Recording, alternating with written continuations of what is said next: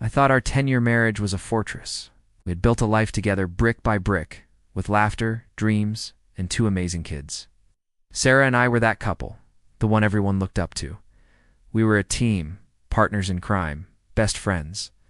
Or so I thought. The cracks started to appear so subtly, I almost missed them.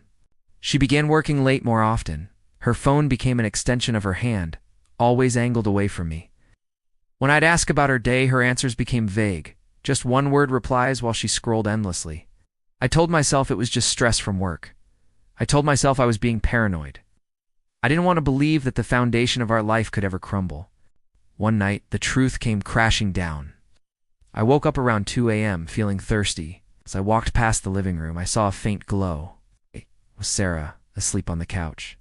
Her phone still lit up on the coffee table. Almost just went back to bed, but something made me stop. A message notification was displayed on the screen.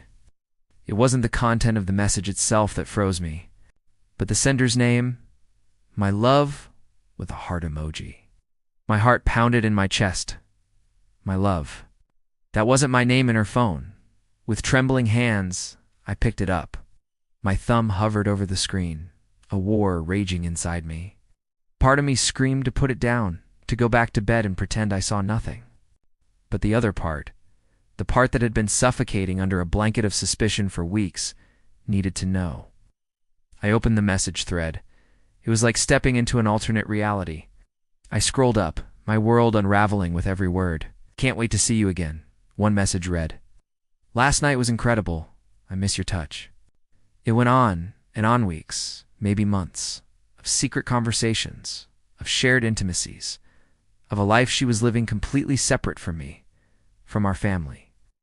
The pictures confirmed my worst fears.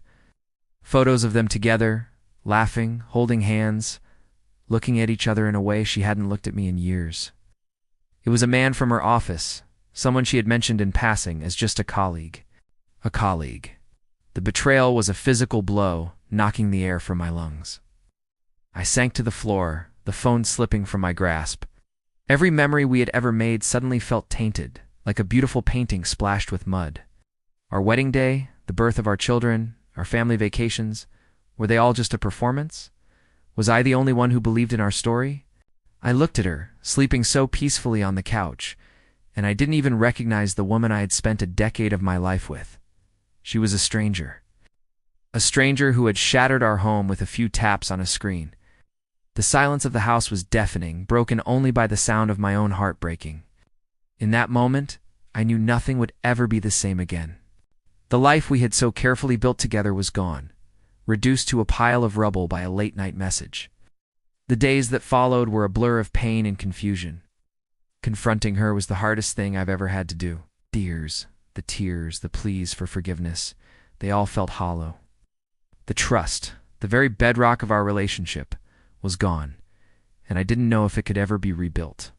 This journey has been incredibly difficult, a true test of strength I never knew I had.